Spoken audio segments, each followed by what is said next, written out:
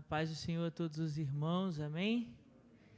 Bom, hoje está bastante frio, mas que bom que mesmo apesar desse frio, você não abriu mão de estar aqui junto conosco para estar adorando o nome do Senhor, aquele que é digno de receber a nossa adoração, amém?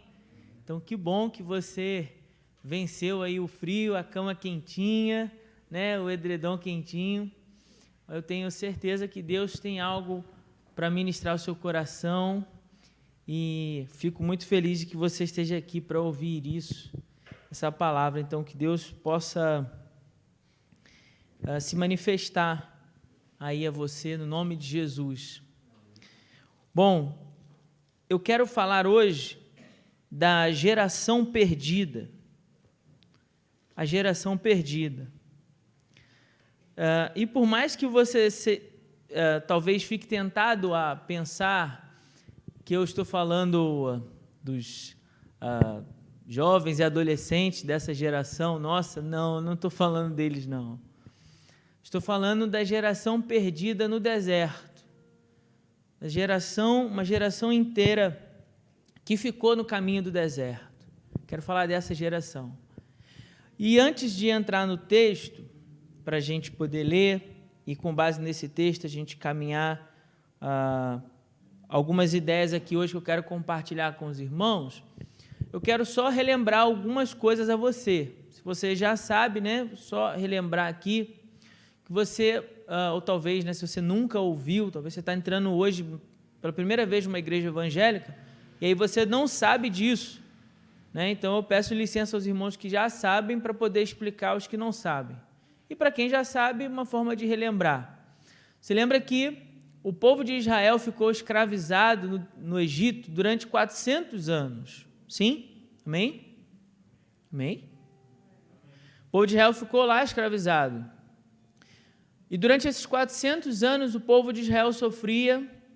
Então, até que Deus chama Moisés, Deus se revela, se manifesta a Moisés e dá a Moisés uma missão.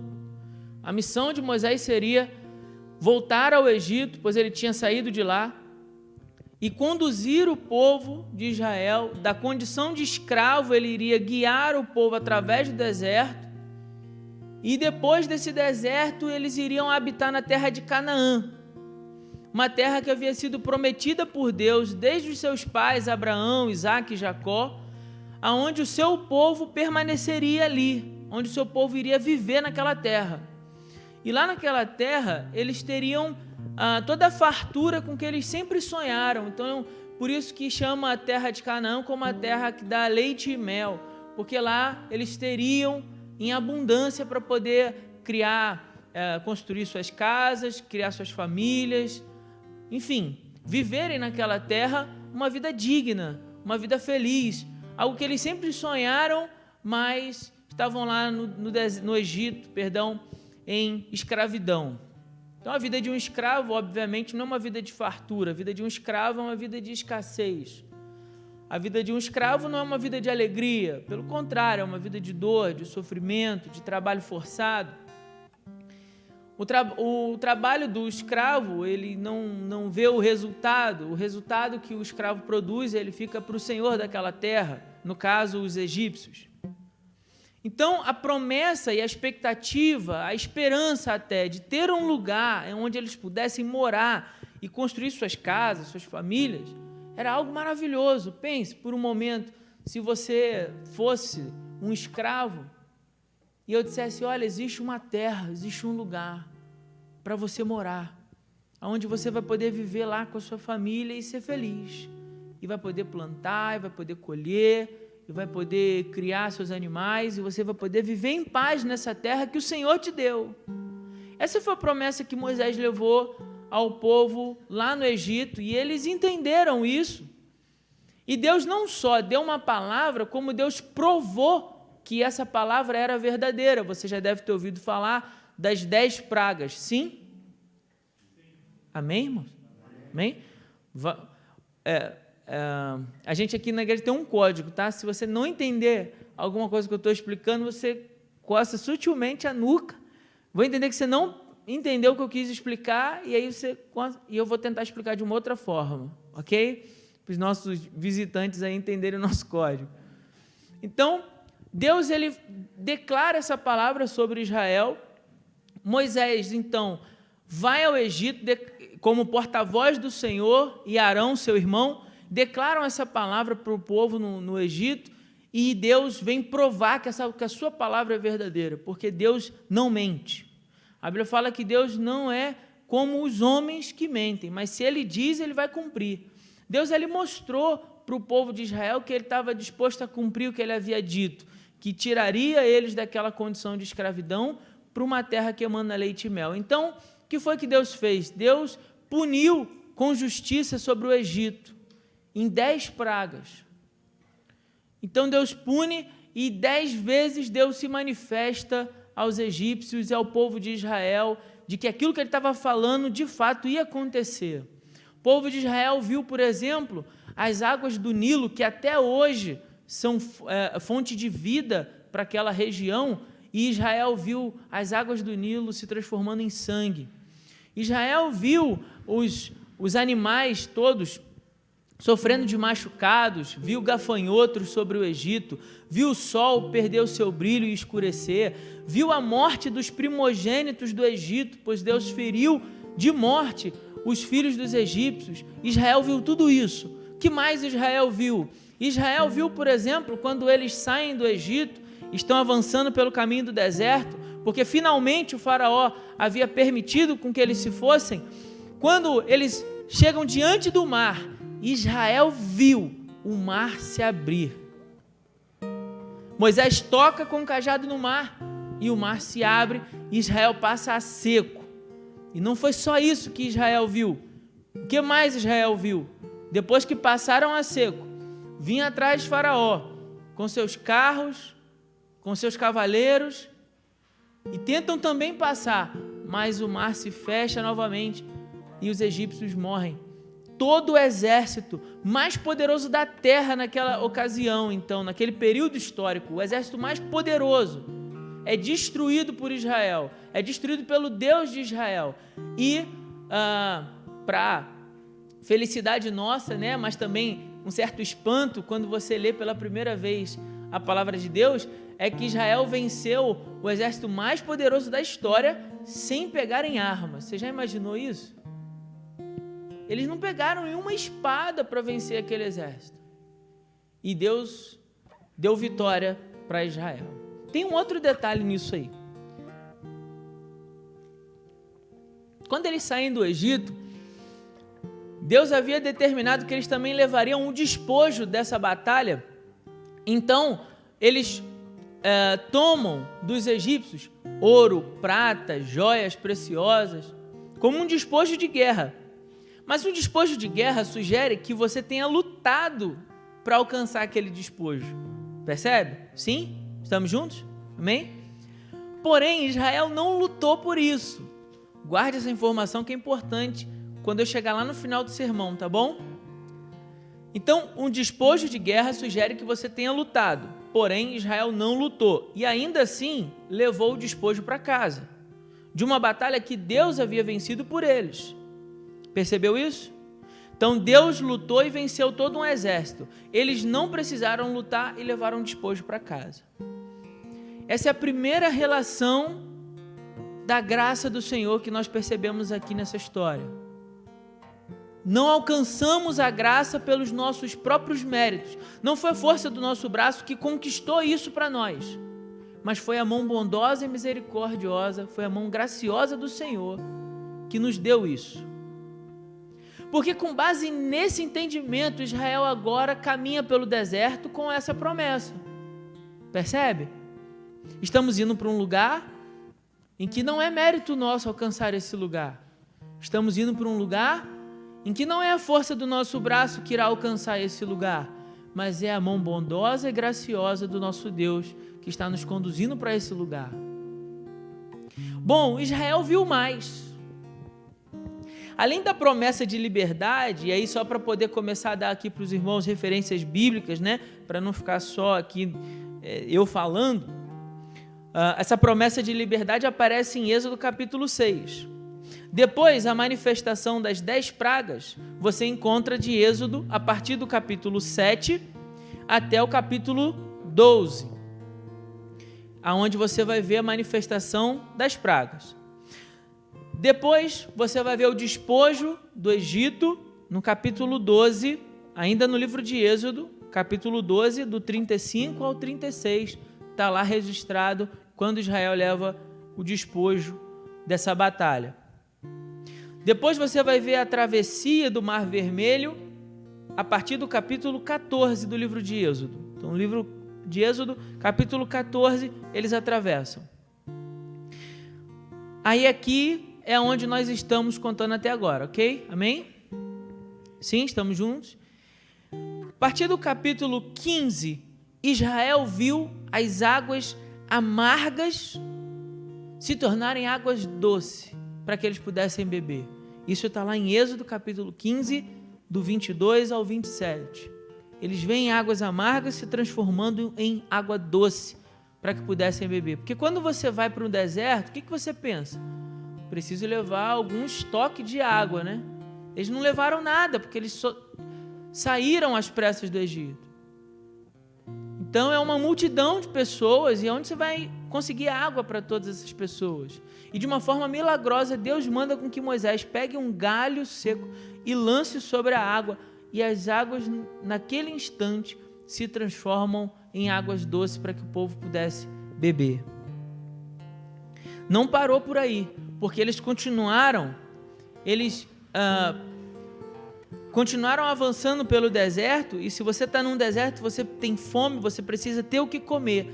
A partir do capítulo 16, Deus se manifesta para Israel novamente, de forma a dar para eles uma espécie de orvalho que caía pela manhã, do qual se juntasse e cozinhasse, daquilo eles formavam bolos e pães, que recebeu o nome de maná.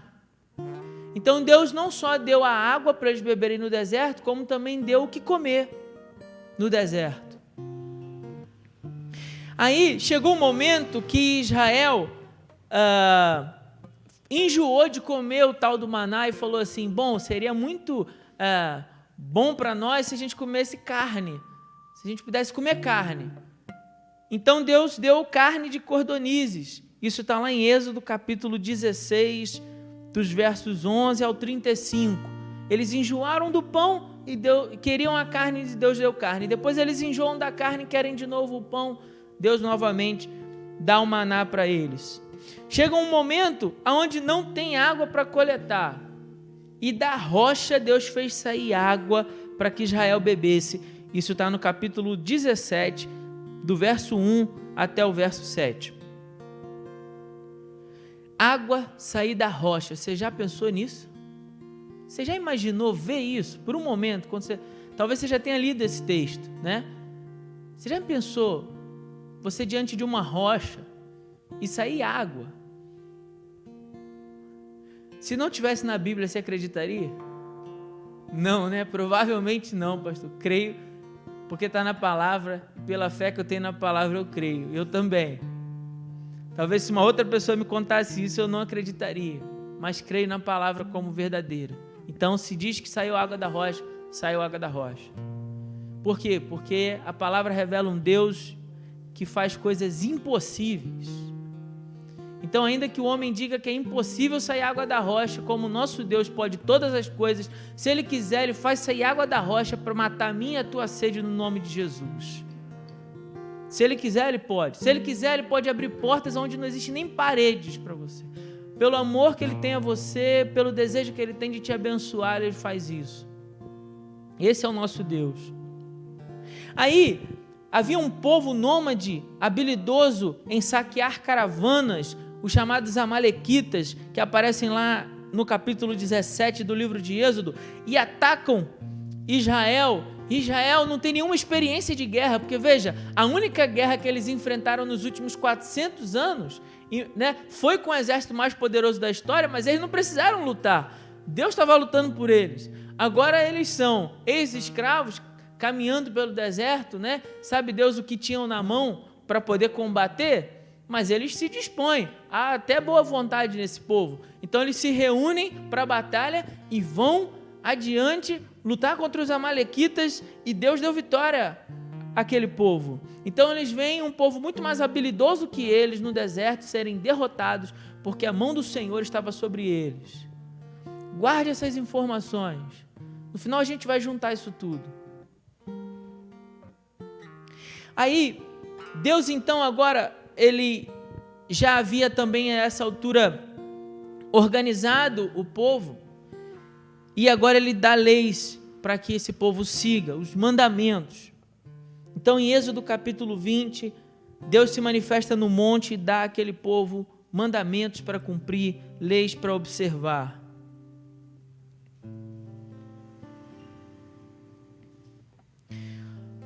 Algumas coisas mais o povo de Israel viu. Lá no capítulo 23, por exemplo, eles veem a fertilidade dos animais, a proteção dos animais.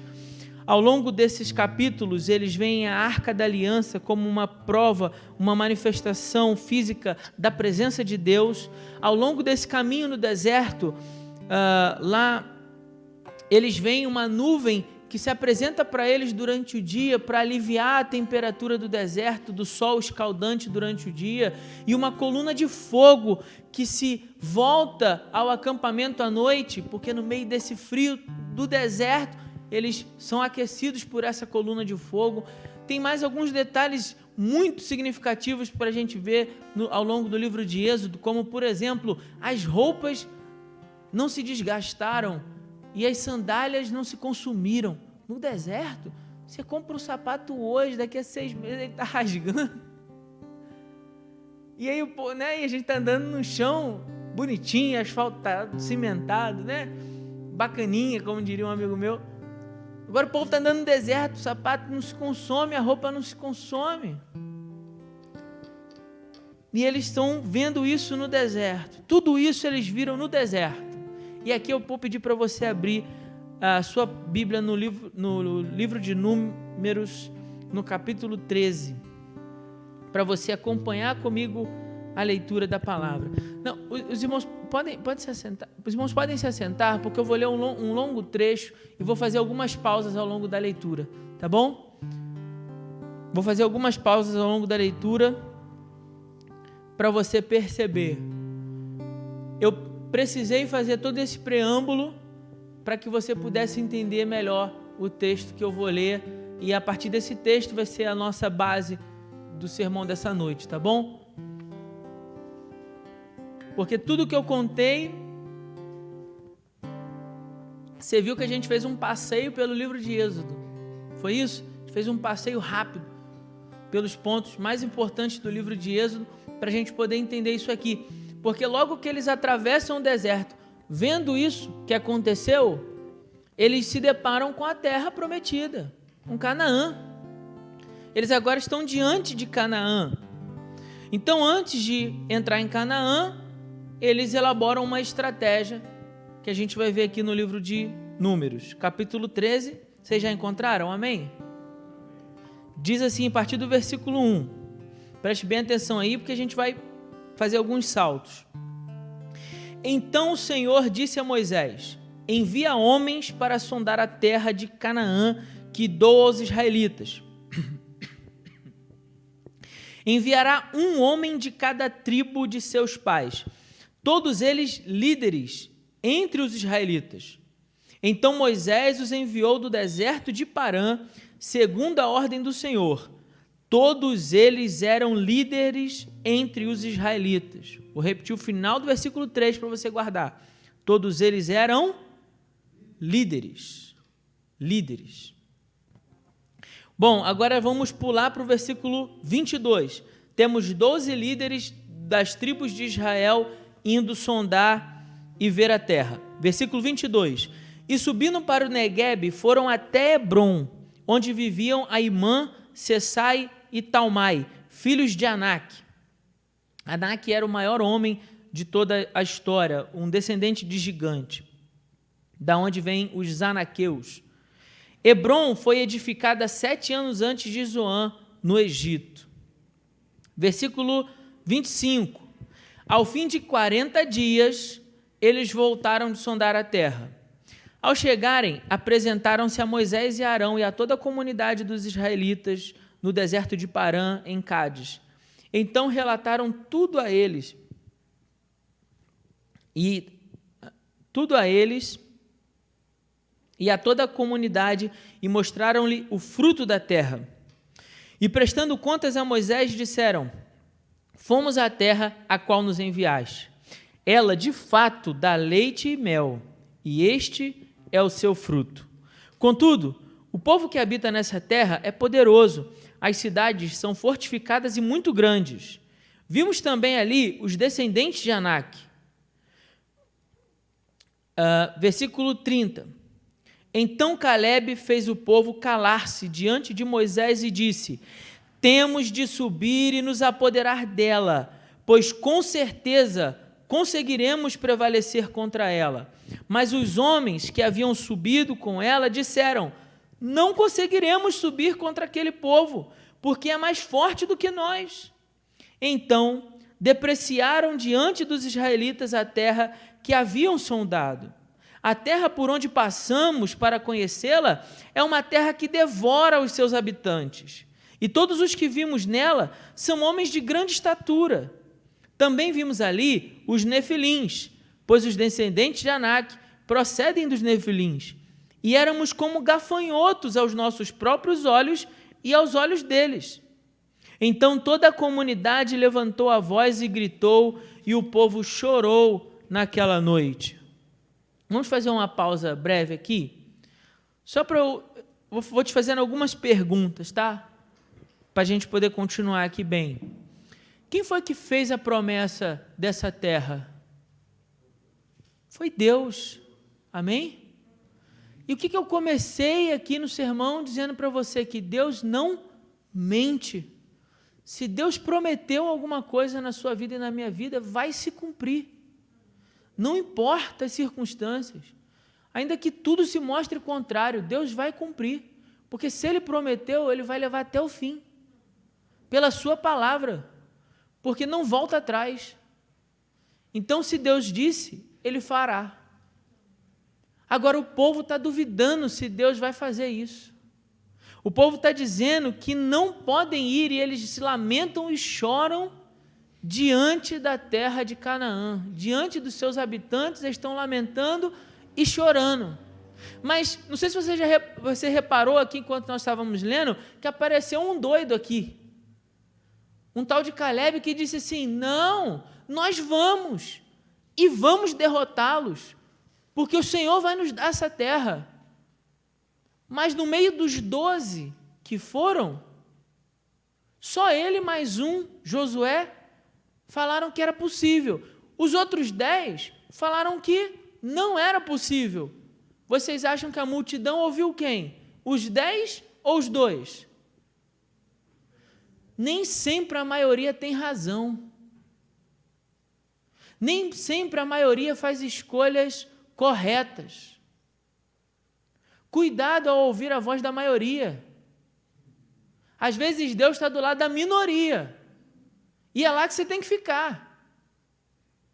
Mas a gente dá voz a tudo que falam perto da gente. Não é assim? Aquilo que a maioria está indo, a gente acaba achando que vai ser bom também. Ou que vai ser ruim. A maioria diz que é ruim. Aí a gente acha que vai ser ruim também. Mas o que deve de fato nos guiar, meus irmãos, e aqui eu tiro talvez a primeira grande lição dessa noite, é que a nossa vida deve ser guiada pela palavra do Senhor. E basta. Não por aquilo que algum outro homem falou para você. Não por aquilo que a maioria está fazendo e acha que é bom. Ou que não está fazendo e dizem que é ruim. A gente precisa ser guiado pelaquilo que a mão graciosa do Senhor, que nos trouxe até aqui, está nos direcionando para fazer. E com base nisso a gente vive. Ou vocês vão ver que a gente não vive. Ou a gente vive com base nisso, ou a gente não vive, porque não há vida fora da palavra do Senhor. Há uma falsa expectativa de vida, mas não existe vida fora da palavra do Senhor. É por isso que os discípulos disseram para Jesus: para onde nós iremos, Senhor, se só Tu tens as palavras de vida eterna? Porque eles entendiam que não há vida fora da presença de Deus. Não existe vida quando você vive para desobedecer a Deus. O que você tem não é vida. A vida está em você ser guiado pela palavra do Senhor e obedecer os seus mandamentos. E nisso se faz a vida. Nisso que se baseia o livro de Números e o livro de Deuteronômios, é todo ele voltado para esse princípio.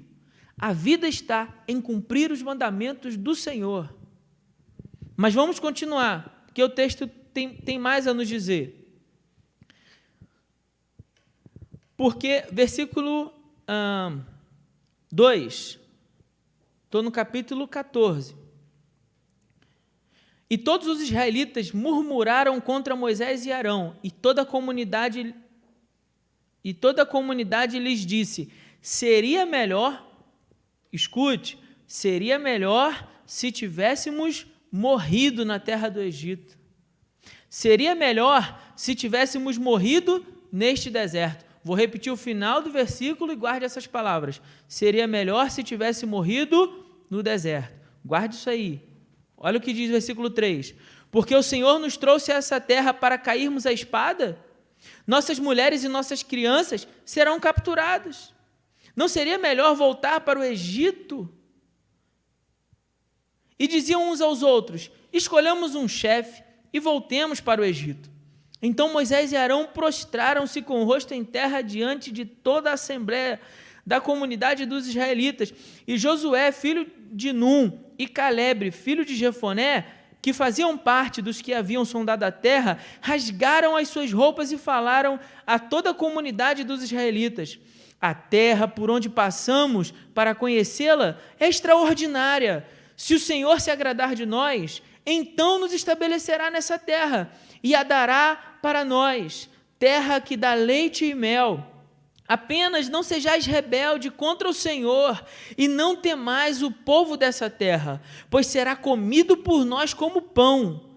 Eles estão sem defesa e o Senhor está conosco. Não os temais. Mas toda a comunidade disse que fossem apedrejados.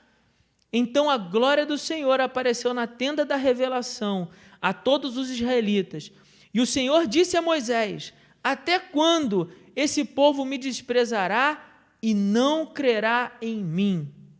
Repito, não crerá em mim, apesar de todos os sinais que tenho feito no meio dele.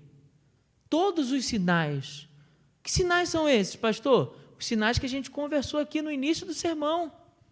Todos eles. As pragas, o mar se abrindo, o mar se fechando. O que mais? As águas amargas, o pão, as cordonizes, a água da rocha, a vitória sobre os amalequitas, a manifestação de Deus no monte, quando Ele dá os mandamentos, a promessa da chegada do Senhor, a fertilidade dos animais, a roupa que não gastava, o sapato que não gastava, a manifestação da nuvem de dia e da coluna de fogo à noite, tudo isso eles viram. E o Senhor mesmo disse: não crerá em mim. Até quando esse povo vai me desprezar e não vai crer em mim? Incredulidade. Essa é a inimiga da fé. Deus declara sobre nós palavras. Deus declara sobre nós promessas. Essa palavra que Deus declara sobre nós precisa ser recebida no meu coração com fé. Porque se do contrário ela for recebida no meu coração com incredulidade, isso vai me conduzir à desobediência. E a desobediência tem um resultado. A gente vai ver isso mais à frente. Mas agora, se a palavra do Senhor for recebida pelo meu coração, com o solo fértil da fé, ela cresce e produz vida. Porque pense, meu irmão e minha irmã, por que Deus colocaria um sonho no seu coração se Ele não fosse capaz de realizar? Por quê? Para brincar? Para perda de tempo? Só para mexer com as tuas emoções? Ora, Deus não é criança. Deus tem um propósito em tudo que faz. E Deus tem sempre um propósito eterno, porque não engane, ou não se engane ou distorça o que eu estou tentando te ensinar aqui hoje. Quando eu digo que Deus tem um propósito, uma promessa, uma palavra, não é só para você e te abençoar, não. É para que isso seja um instrumento de bênção no reino de Deus através da sua vida. Quando Deus diz preste bem atenção nisso, quando Deus diz para o povo de Israel, vou levar vocês para uma terra chamada Canaã, não era só porque Deus queria ser bonzinho com aquela geração, é porque Deus queria abençoar todas as próximas gerações que viriam naquela terra e que morariam naquele lugar. Deus tinha um propósito eterno em abençoar Israel naquele tempo. Assim como Deus, quando nos abençoa, é porque Ele tem um propósito eterno em fazer isso. Não é você receber a bênção para você ser um fim da bênção, mas para você se tornar um canal dela. É para que através da sua vida, outros venham a crer nesse Deus que ama os seus filhos, que cuida dos seus filhos, que abençoa os seus filhos e que cumpre promessa na vida dos seus filhos. Então, esse Deus que tem um propósito eterno, quando faz uma coisa sobre nós, sobre mim, sobre você, sobre a nossa casa, sobre a nossa família, por que Ele colocaria estes sonhos, essa palavra no nosso coração, se Ele não fosse capaz de concretizar isso? Por que Deus faria? Essa é uma pergunta para você sair daqui pensando nessa noite. Por que Deus colocou esse sonho no teu coração? Porque não é possível ser resolvido? Por que Deus gera esse incômodo em você para uma determinada tarefa, se Ele não tivesse um propósito eterno em te chamar para realizar essa tarefa? Percebe? Então Deus que havia chamado tinha um propósito. Infelizmente, Israel não percebia isso e deixou com que a incredulidade do seu coração fizesse com que a semente da palavra de Deus fosse como a semente que cai à beira do caminho, ou como o solo pedregoso, ou como a semente entre espinhos, e não como a terra boa. A palavra é declarada sobre nós, guarde isso, para eu não me tornar como esta geração perdida. Eu preciso que o meu coração seja trabalhado pelo Espírito Santo de Deus, para que quando essa palavra encontrar o solo do meu coração, seja encontrado como terra boa. Bom, vamos continuar. Nós lemos até o 11. Aí, no versículo 12, ele diz assim: eu o ferirei e o rejeitarei com uma praga, e farei de ti uma nação maior e mais forte do que ele. Versículo 19, Moisés então diz: rogo-te que perdoes o pecado deste povo, segundo a tua grande misericórdia. Moisés está falando com Deus aqui. Como tens perdoado desde o Egito até aqui. Porque, ora, não era a primeira vez que eles desobedeciam a Deus. Versículo 20, e o Senhor lhe disse: por causa da tua palavra, eu o perdoo. Mas tão certo como eu vivo, e como a glória do Senhor encherá toda a terra, nenhum de todos os homens que viram a minha glória, e os sinais que fiz no Egito e no deserto, e mesmo assim me testaram estas 10 vezes, não obedecendo a minha voz. Versículo 23, veja bem o que diz o texto: nenhum deles verá a terra que prometi a seus pais com juramento. Nenhum deles verá a terra que prometi a seus pais com juramento. Nenhum daqueles que me desprezaram haverá.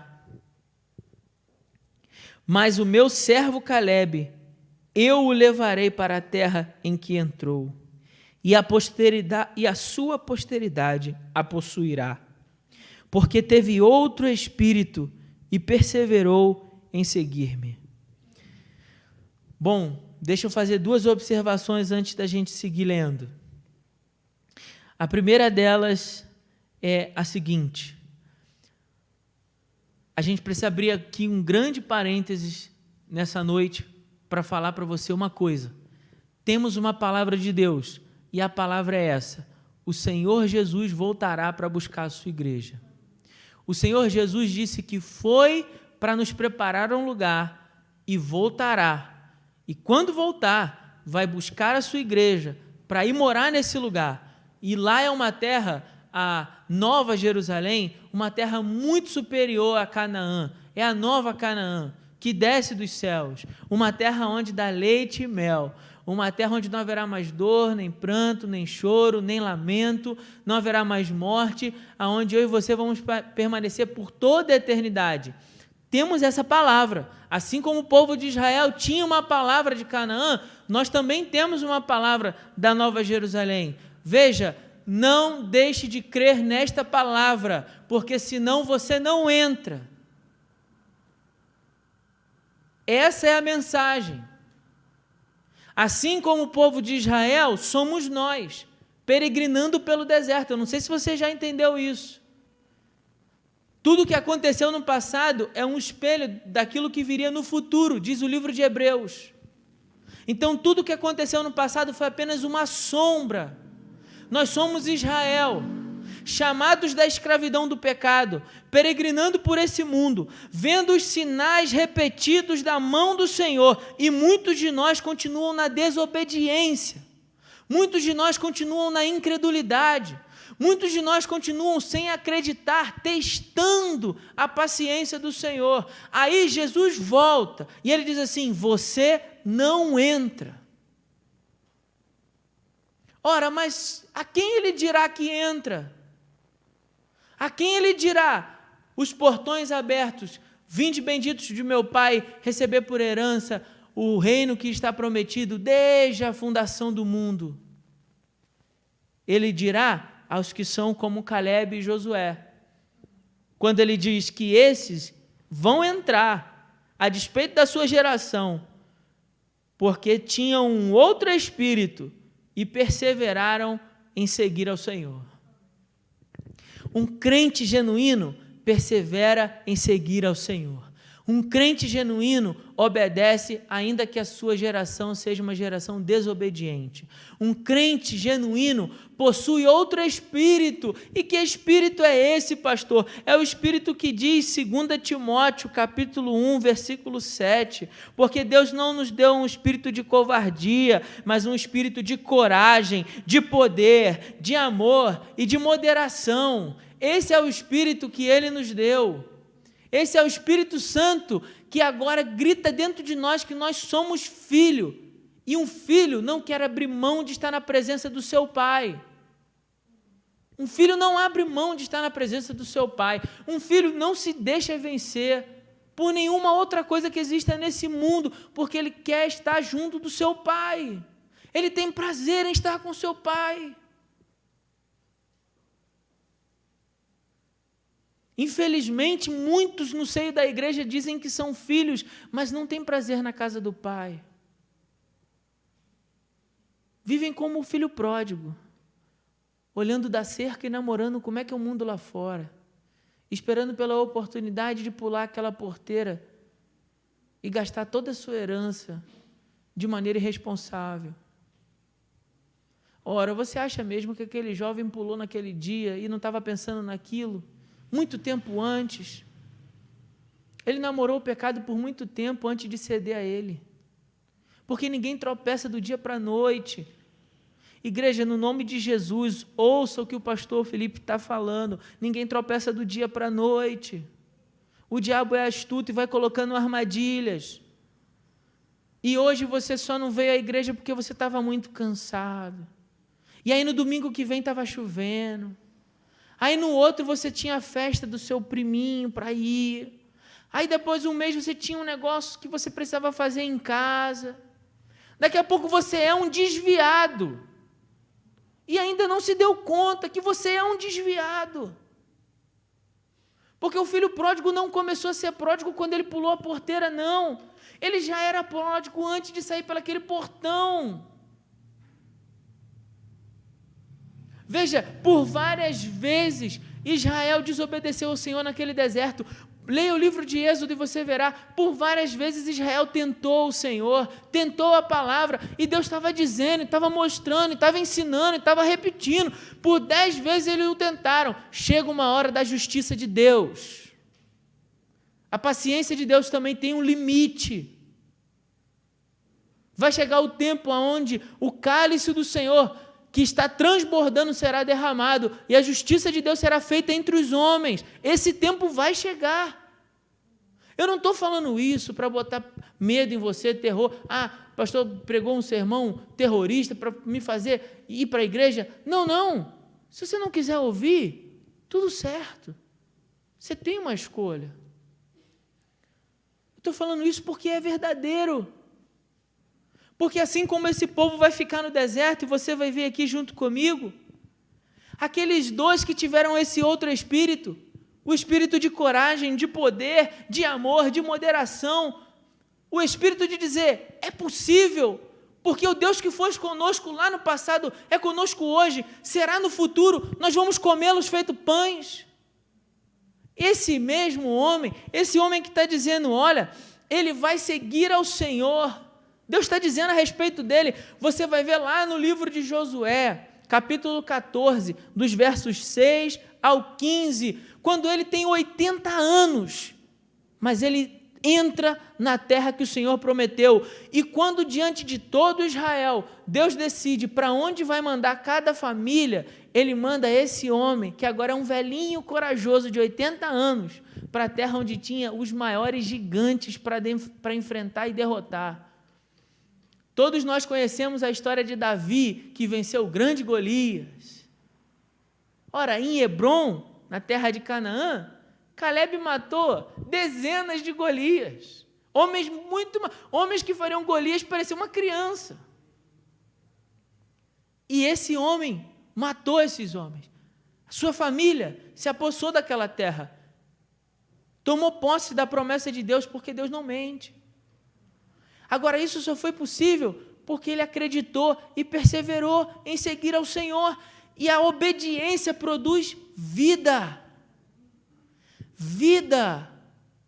Vida verdadeira, vida que vale a pena ser vivida, vida que você vai poder olhar para trás no futuro, quando você também for um velhinho de 80 anos, e dizer para os seus filhos, olha, vale a pena servir ao Senhor.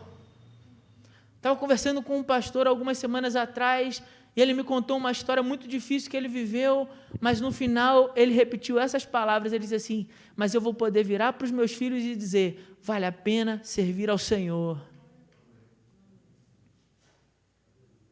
É para essa vida que Jesus está te chamando, não para aquilo que parece vida, mas são os aguilhões do pecado. Parece vida, mas é escravidão.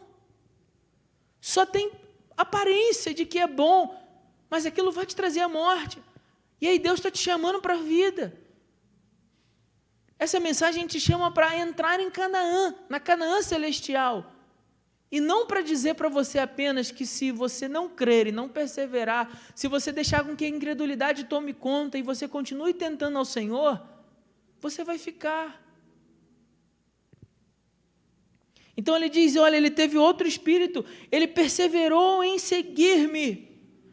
Eu já falei que espírito é esse, e também, de certa maneira, já disse a você o que significa perseverou em seguir-me.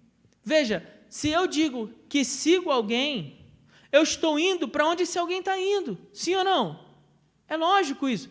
Então, estou seguindo aqui o João, para onde o João vai, eu vou atrás do João. Se o João vem para a direita, eu vou para a direita. Se o João vem para a esquerda, eu vou para a esquerda. Estou seguindo o João. Isso é seguir. Não precisa me responder, mas responda para si mesmo agora. Você está seguindo Jesus? Para onde Jesus vai, você também está indo?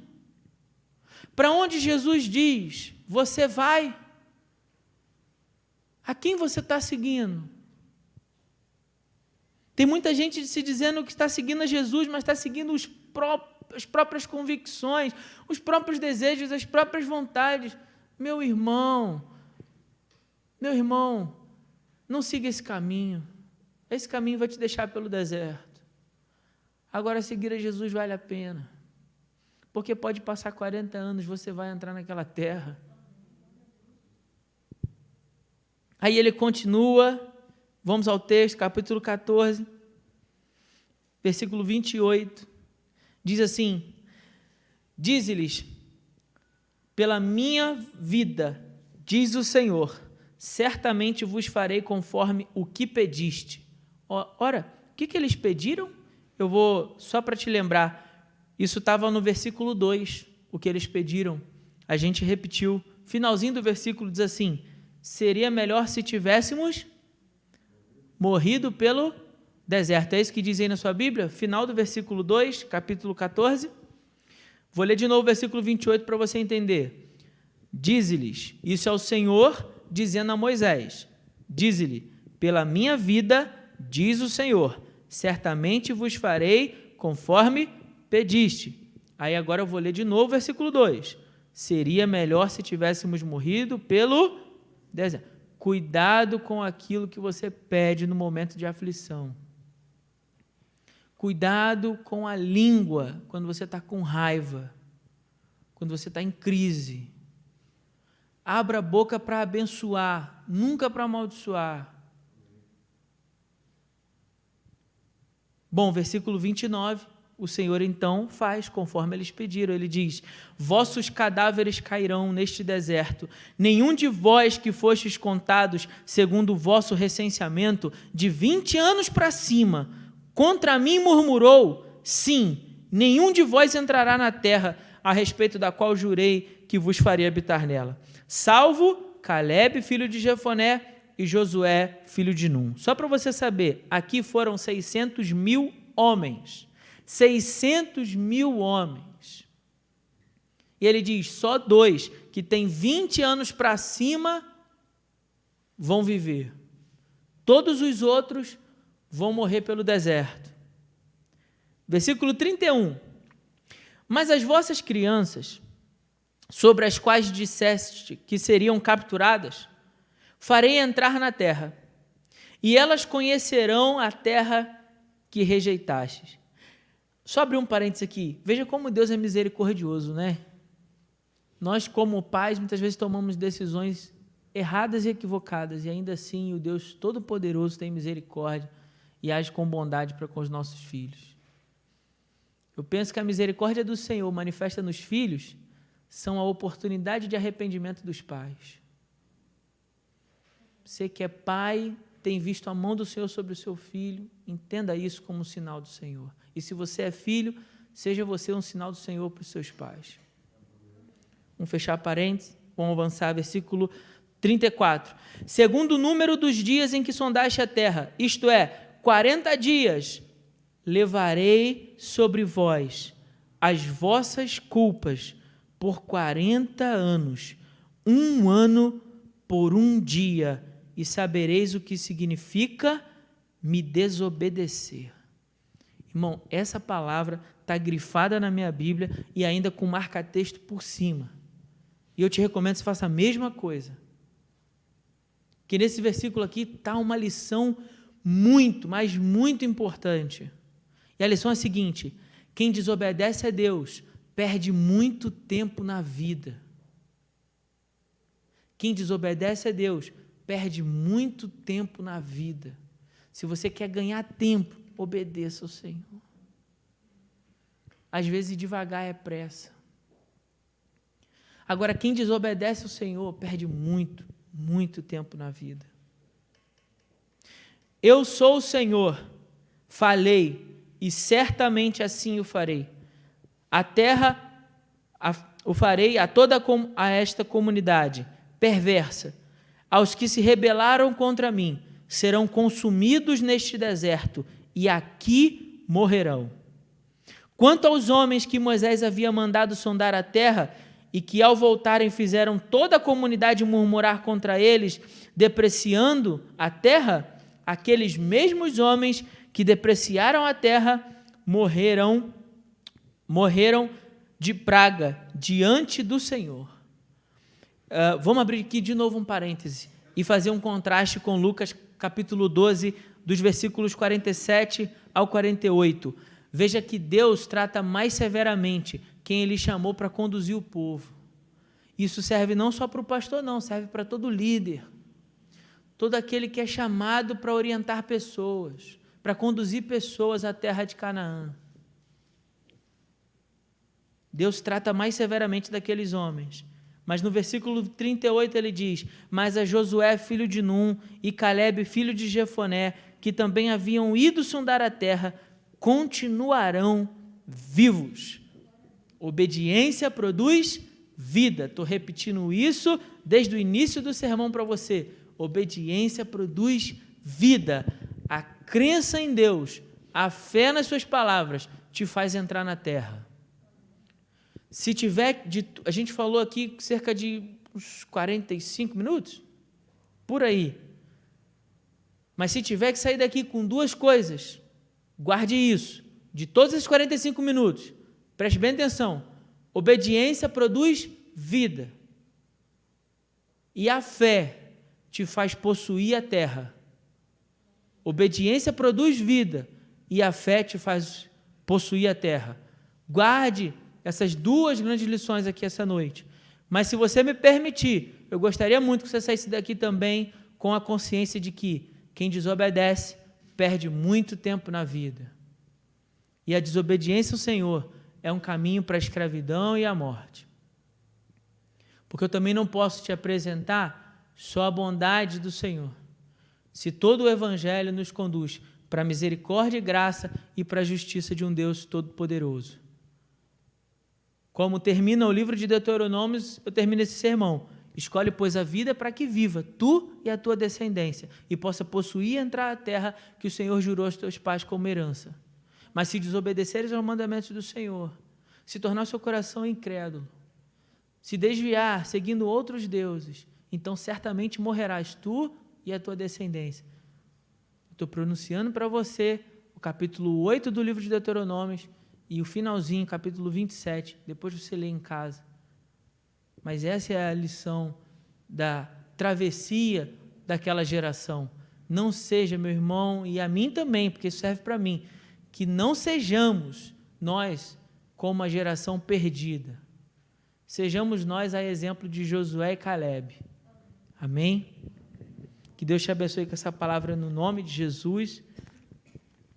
Eu vou convidar o Ministério de Louvor, que irá cantar uma canção. Enquanto o Ministério canta essa canção, você que separou o seu dízimo, você que separou a sua oferta, poderá trazer aqui ao altar, depositar no gasofilácio. Se você está nos visitando hoje, não fique constrangido, você não é obrigado a contribuir, tá certo? Esse é o momento da igreja, da primeira igreja batista de Congonhas. Saiba, porém, que se você decidir contribuir, esse valor é para abençoar o reino de Deus. Nós estamos em campanha de missões estaduais, depois a gente vai passar um vídeo aqui. Estamos em campanha de missões estaduais, então a sua oferta também ajuda com que a palavra de Deus seja pregada pelos municípios, pelas cidades de Minas Gerais que ainda não possuem um trabalho batista.